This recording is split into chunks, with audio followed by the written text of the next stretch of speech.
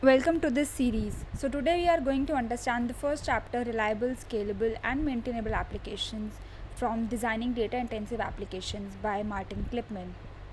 So before deep diving into these three topics, let us first understand what is a data intensive application. So in our daily life, we all use Twitter, WhatsApp, Facebook, which handles a lot of data, and the complexity of data these applications deal with is huge. So other common thing in data intensive application is that they involve a lot of input output operations as compared to the compute intensive operations. What is common in data intensive applications? Of course, the data. How these systems deal and process with data.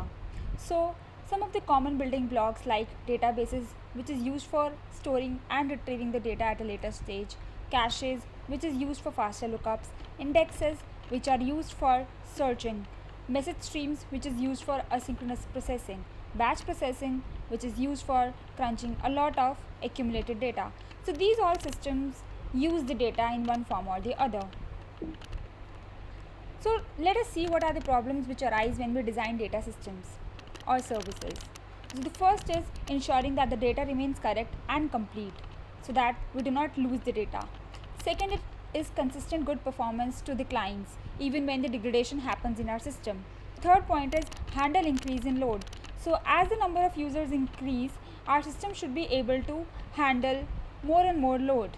The fourth is defining the good API structure for your service so that it can be maintainable. So let's now jump into reliability, scalability and maintainability. What is reliability? Let's assume I take some important notes in a note application in my phone. When I want to refer to them at a later stage, to my amazement, I lost them. So my system is not reliable. So a reliable system should be able to work correctly in any kind of fault. It should be performant under any increase in load and volume.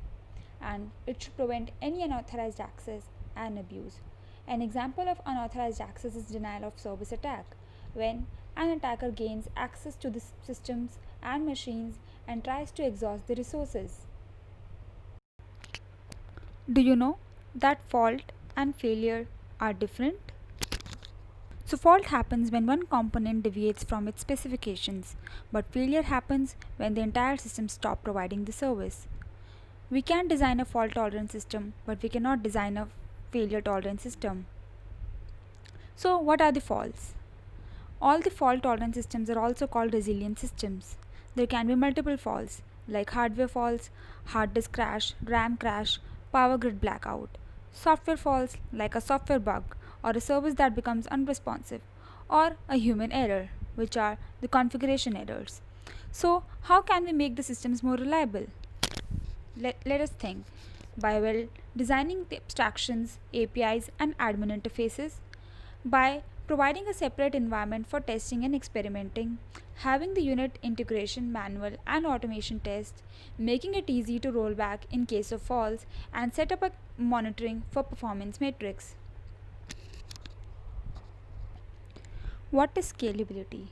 So let's assume the notes application which I am using is currently known to 10 people, but it is gaining popularity. So it is now known to millions of people. So scalability is the system ability to cope up with the increased load. But load can be defined in terms of multiple things like the number of requests per second, ratio of reads versus write, or the number of concurrent users. Scalability problem differs from system to system. So let us understand what is the scalability problem in Twitter. In Twitter, each user follows multiple people and a person can be followed by multiple people. So let us take a celebrity's example. A celebrity has million followers. So when a celebrity posts a tweet, that tweet has to be reflected back to the timelines of all the users who are following this celebrity. So this is a fan out problem. So I'll request everyone to pause the video and comment on how will you solve this scalability problem. With scalability comes the performance. Performance can be measured by latency and response time, and latency and response time have to be minimal for a good performance system. So what is latency? Latency is request which is waiting to be handled by the awaiting service, and response time is the time which client sees, including the time taken by the service and the network delays. Performance can be measured using percentiles like TP90, TP99. Percentiles are generally used in service level agreements to share the contracts to the other services that define the expected performance and availability of a service. So, how can you scale the system? By scaling up or by scaling out? Scaling up is also called vertical scaling, which is increasing the power of a machine, and scaling out is using multiple smaller machines, and it is also called horizontal scaling. Let us move to the final topic, maintainability. So why is it important? Because it is one of the costliest operation, sometimes more costlier than the development process. What does it involve? It involves fixing bugs, investigating failures, adapting to new platforms, and working with outdated systems. So, what are the three design principles? Operability, simplicity, and evolvability. So, first, let's go through operability.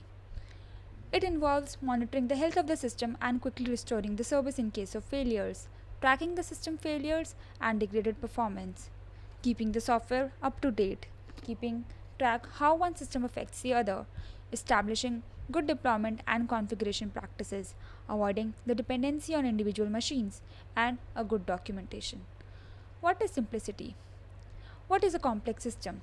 It involves coupling of modules, it involves consistent terminology and naming conventions, it involves hacks and tangled dependencies. Why to make a simple system? To improve the maintainability, and how to remove complexity using abstraction. So let us understand evolvability. Evolvability is making it easy for engineers to make changes into the system in future. But why is it needed? Because our business priorities change, users request new features, new platforms emerge, and there are architectural changes. So how can we evolve using agile framework? So we have moved to the summary where we have understood reliability, scalability, and maintainability. I hope you liked the video and understood the basic concepts. Thank you.